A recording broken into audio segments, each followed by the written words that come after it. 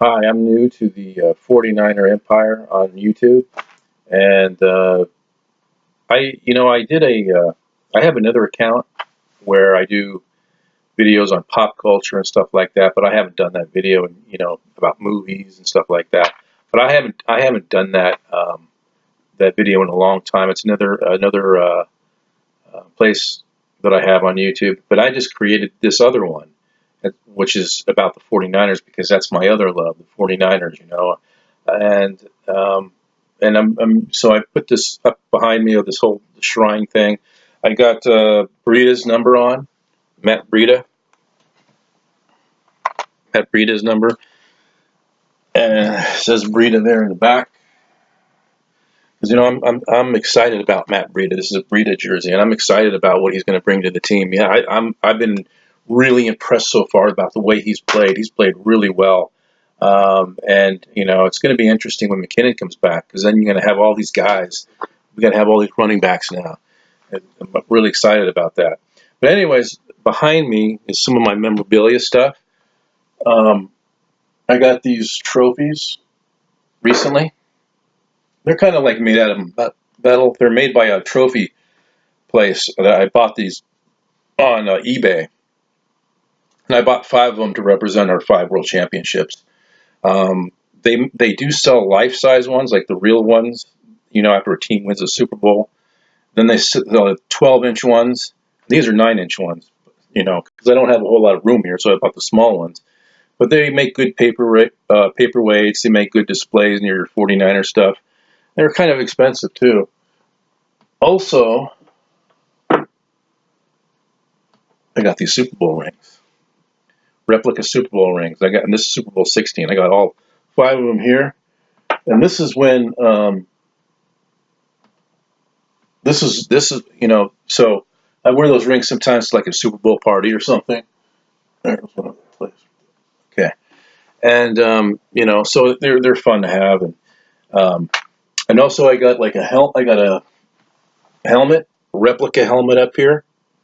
Then I got another replica helmet over here, which is one of those ones that they use in the 90s, the late 90s and early 2000s, the ones with the red stripe down the middle with the black on both sides and the red face mask. I got that and this. Um, then I have a real helmet. Now this is the real McCoy right here. This is what Jimmy G and all those guys wear. This is the real thing right here. Um, and it would cost me around $225. Like in my video you saw, or in my YouTube channel, where you see me, uh, you know, the picture of me wearing a helmet, my YouTube symbol or icon or whatever you want to call it. I'm actually wearing this helmet, and it fits comfortably too.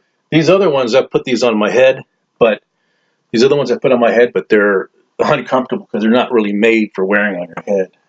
They're more made for displays and autographs and stuff like that.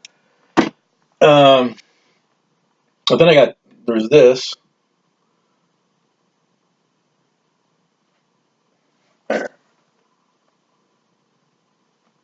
Then there's this.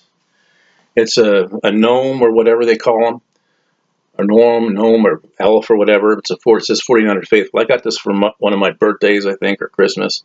It's a really neat little thing. I don't think it's sourdough Sam, but it looks pretty cool. I like it. Um, then there's these, a blast from the past. These are actually football action figures from the 1970s. They are actually stand about 7.5 inches tall, and what's interesting about these is they came with number stickers, so you could customize the jersey any player you wanted to, and they came with letters too, so you could put the name on the back. Comes with a little stand. Football goes in the hand, has like a little hole in his hand and a peg in the football, so you can hold the football where you can hold the football. And these were actually ahead of their time, because you look at like Upper Deck and McFarlane Sports Toys, what do you call it, the figurines and stuff like that. Um, that's basically what these were like back then. they couldn't make every single player. So what they did was they gave you stickers, and you could customize it to any player you wanted to. They also came in African American. I have an African American one somewhere, and I have another Caucasian one somewhere in a box. These were mine from the '70s. And when I found them in a box, they didn't have any numbers on them. Just recently, I put the stickers on. This one's Joe Montana. This one is Steve Young, and that one's Jimmy G.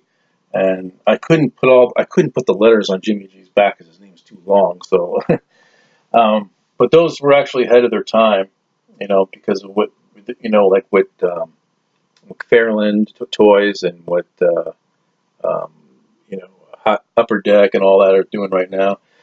This one is McFarland, and this is actually a newer one. This one is a Patrick Willis, and I use this for a decoration. My backdrop.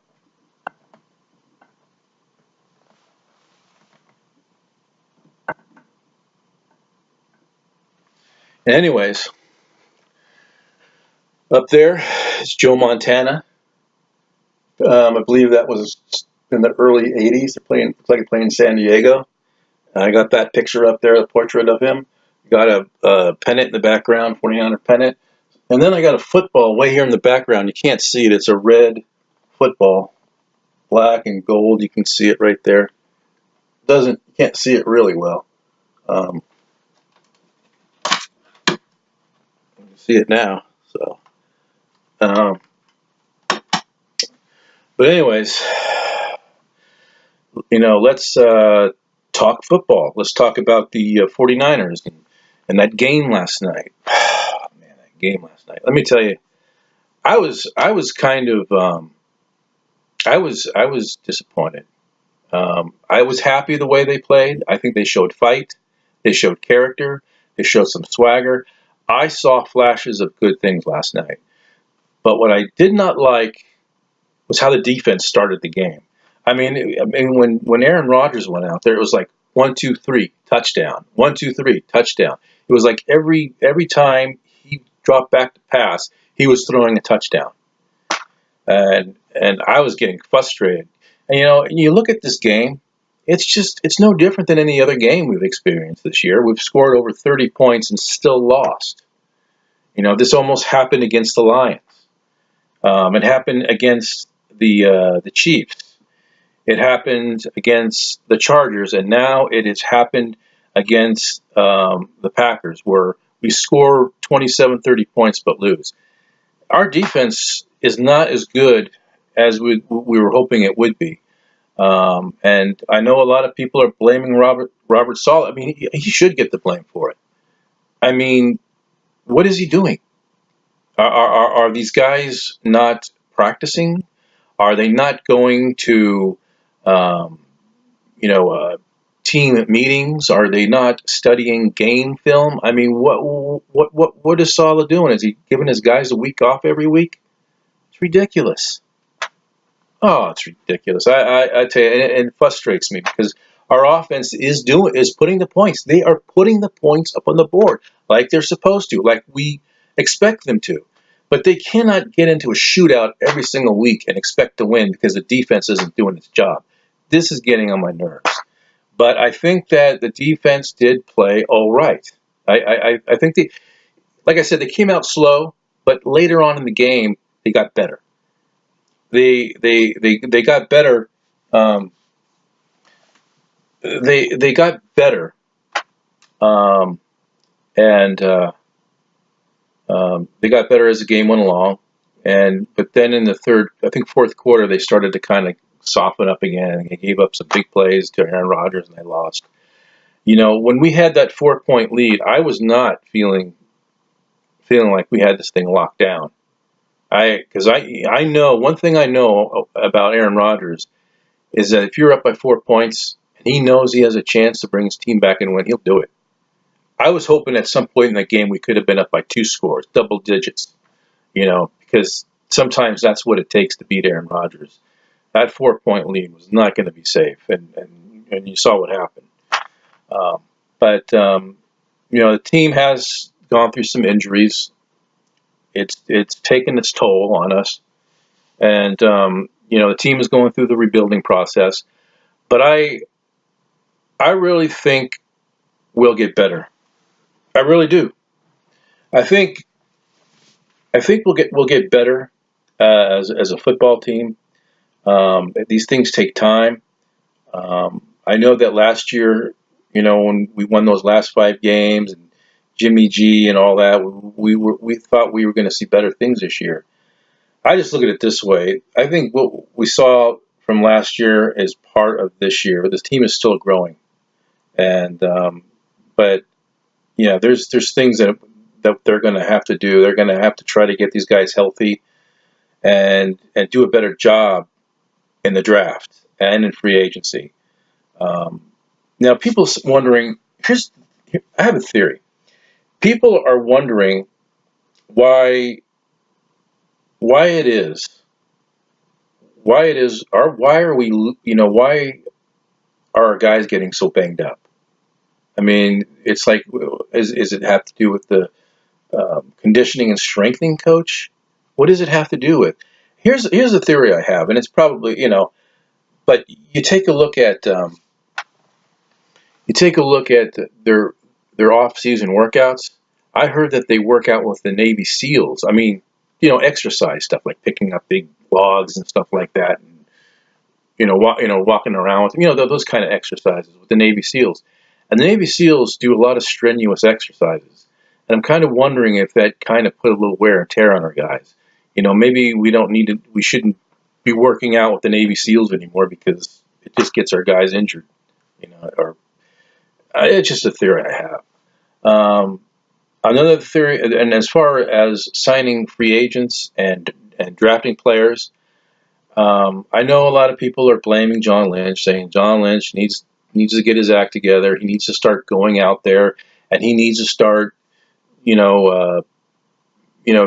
the right guys and everything.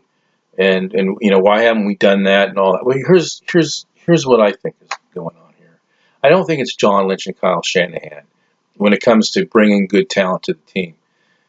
I have a theory. I think it's not them. It's the Yorks. It's Denise and John York. Maybe even Jed's not involved there, but I think it's mostly John and Denise York, Jed York's parents. They're the ones that are hurting the team. I mean, because they're probably telling John Lynch and Kyle Shanahan, no, you cannot sign that guy. He's too expensive. You can't draft that guy. He'll be an expensive prospect one day. All this kind of stuff.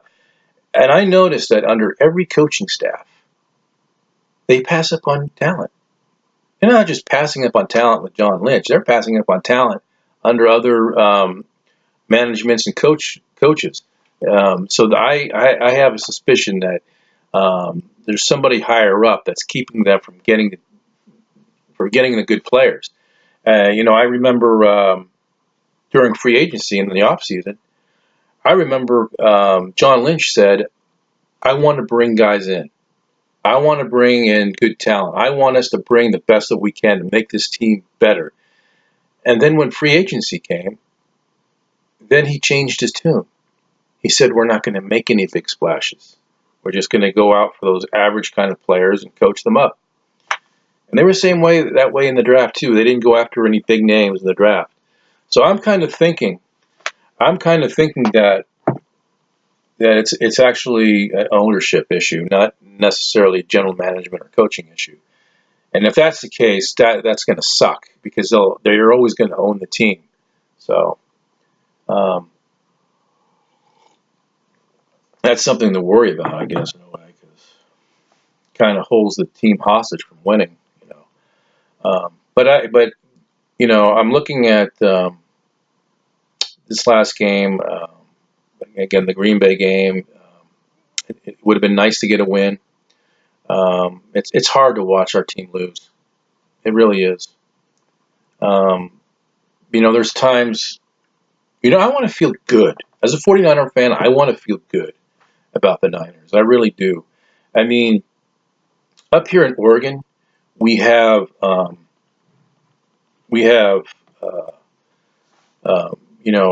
I live in the Portland, Oregon area, and up here we get the Seahawks on TV a lot, blocking out other games like the Niners. and you get stuck with the Seahawks. Well, what I usually do, I don't have satellite, so what I usually do is I go to Wild Buffalo Wings to watch the game. And when I go down there and I watch the game, and let's say my team is losing, which we often do these days, I'll be sitting there and I'll be looking around the place, and people are there watching their own favorite teams, their own favorite teams. They're giddy, they're smiles, they're cheering, they're feeling enthusiastic. And I'm sitting there watching my team lose, and I'm like thinking to myself, I want to feel what they're feeling. I want to be happy like that. I want to feel enthusiastic. They're enjoying their team. I want to enjoy my team too. I want to feel good about what's going on. I just get tired of these losing seasons. Every year, lose, lose, lose, lose. It's frustrating. We could easily be 0-6. I mean, that Lions game, that was near disaster, and that was a near miss, or it was an escape. We could be very well 0-6 right now. But 1-5, that ain't good either.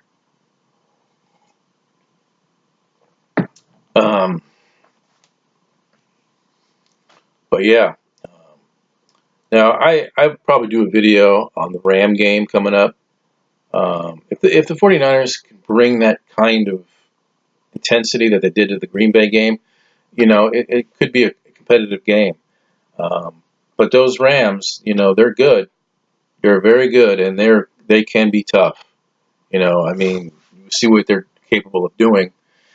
And they did kind of struggle a little bit though against Denver. And we got to get this rebuild going fast, because you look at the Seahawks; they're in a rebuild mode too, and they're they look like they look like they're going through a quick rebuild because they're playing really good right now. So we got to get this thing going as soon as possible and fast as possible. I like most of you out there, I don't feel this team is going to the playoffs. I mean, I'm not a defeated, I'm not sound like a defeatist or somebody who's throwing in the white towel. I just look at things for what they are. I'm a realist, and I really don't see us making the playoffs. I mean, it may be a case where we would have to win the division to make the playoffs, and that's unrealistic given the situation. You got the Rams that are 6-0. You got the Seahawks that are 3-3 in second place, and we were down in the cellar with the Cardinals. So that's what's going on here. But I'm excited though about certain players like Jimmy Garoppolo when he comes back. I'm excited about Matt Breida. I'm excited about him because I think he's shown me. He's showing me some good things as far as a running back.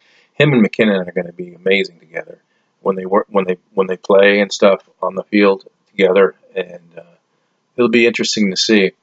And we got a good receiver in Marquise Goodwin. I mean, he's actually he was really impressive last night.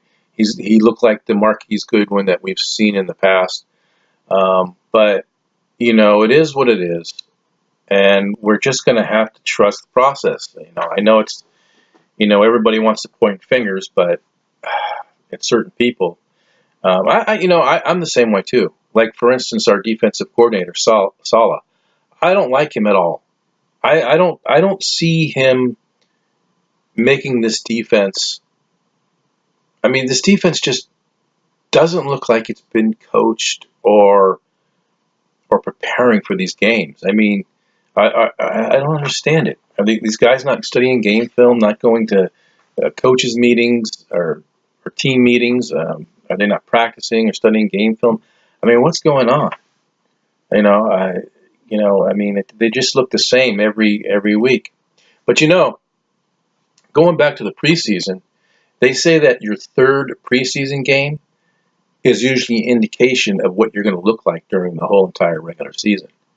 And and which is true because your starters have a longer playing time in that third preseason game.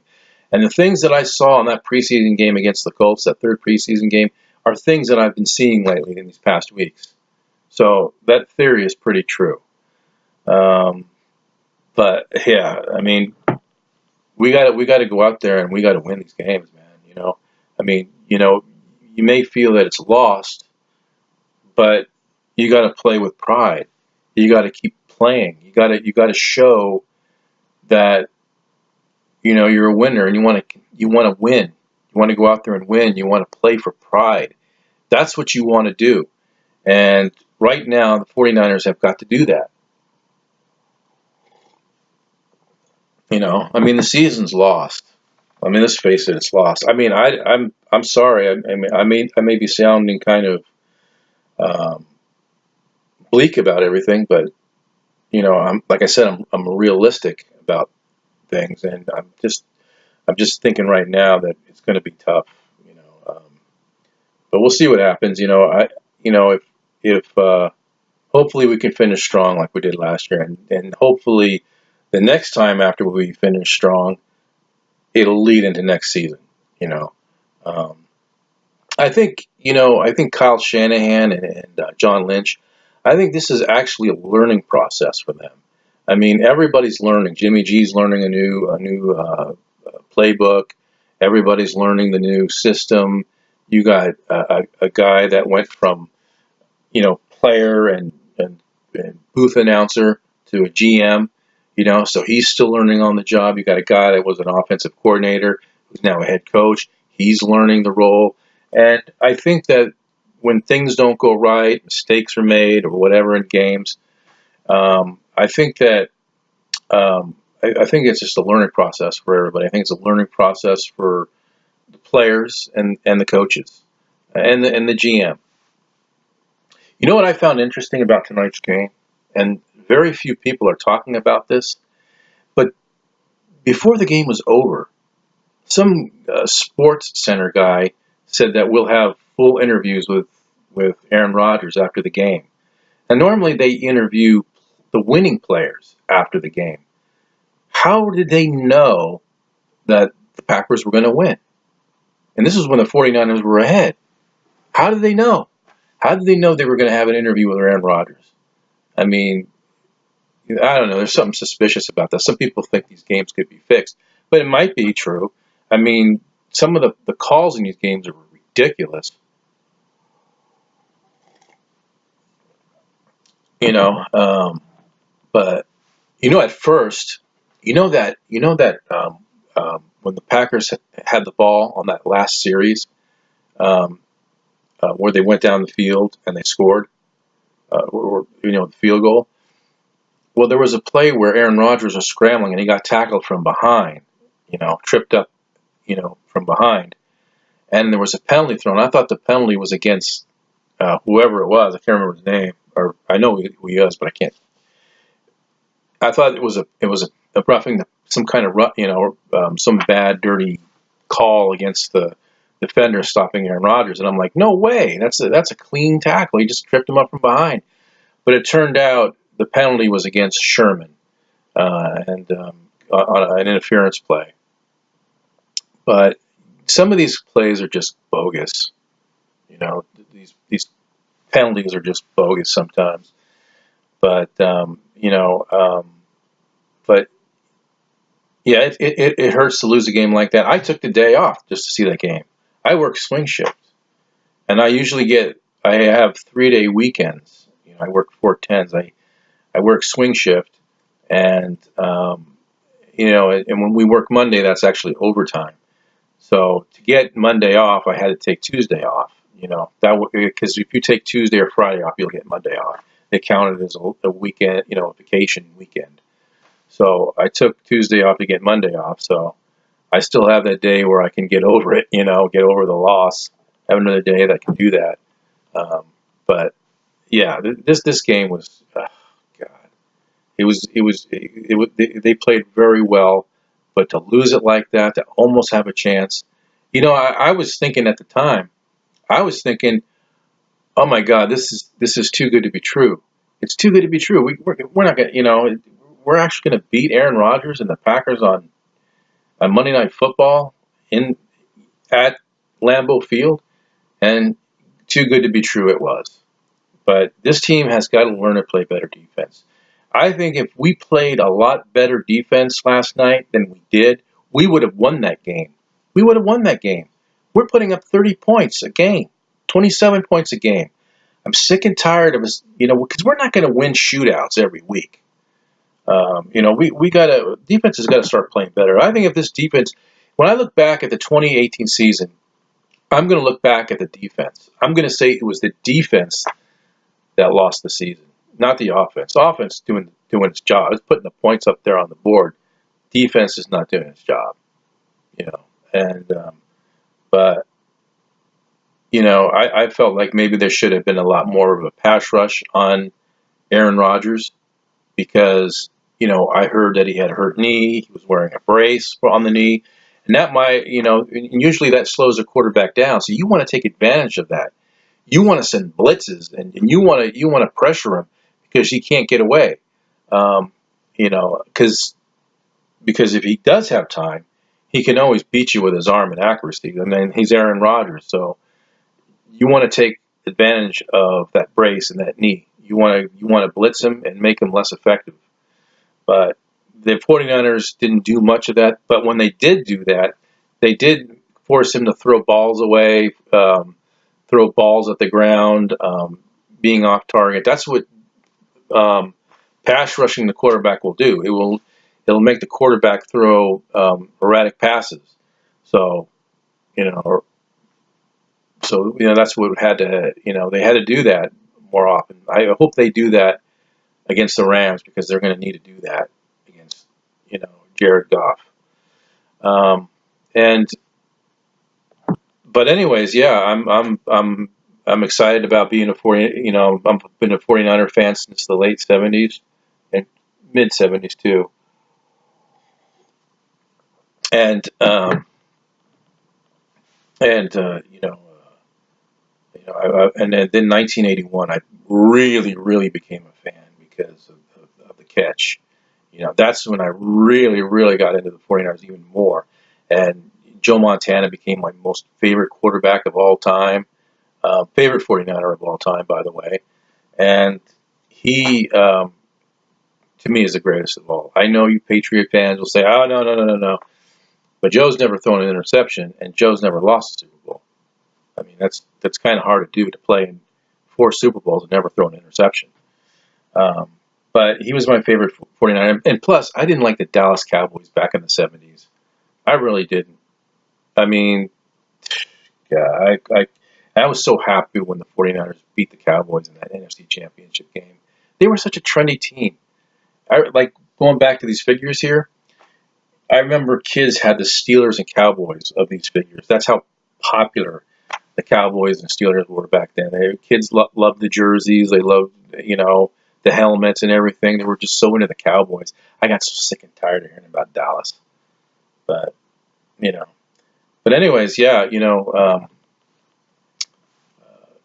I'm really glad to be here with the 49er Empire. Um, I want to, I'll be doing videos. I'll be doing videos next weekend talking about, the game and stuff like that. If we lose every game, I'll never leave my team. I'll always be a 49er fan for life. I bleed red and gold, and there's no season that can ever diminish me as being a 49er fan. There's no way. These people that jump on bandwagons, on other team bandwagons, they're not real fans of a particular team. They're just looking for a winner. Um, but I remember these years here, these Super Bowl trophy years, and yeah, yeah. So I'm a 49er fan, proud. I always will be, and I'm hopeful that one day we'll get that 6th World Championship. We almost did, though. Back in 2012, we almost had that one. And it was a weird feeling too when we lost that Super Bowl because, you know, 49ers never lose Super Bowls. I mean, at least before 2012, that was the feeling. You never lose Super Bowls. And when we first lost one, it, it hurt. But I guess every franchise goes through that. They win a lot of Super Bowls, but then there's the Super Bowls they lose. The Patriots have been through that. The Cowboys have been through. The Steelers have been through that. Packers. But anyways, that's my video, and until I do my next one, we've got another game coming up, and maybe I'll do a video about the next game coming up, and I'll talk about that. So, oh, you know what? Also, I want to mention, I'm really thankful for Ronbo Sports on YouTube and podcasts. I'm really glad that he's got that thing going, because when our team loses, it always feels good to share that with other fans, your grief. Sharing your grief with other fans about the loss actually makes you feel kind of better, because, there's people that feel just the way you do. And I'm glad for Rambo Sports. And then when the team wins, we can talk about, about the team, and, talk about the team, uh, you know, um, uh, you know, enthusiastically and stuff. And when the team loses, we can always share our grief with one another, and sometimes that makes you feel better. But anyways, that's all I wanted to say, and I'll talk into the next video. All right, everybody, take care.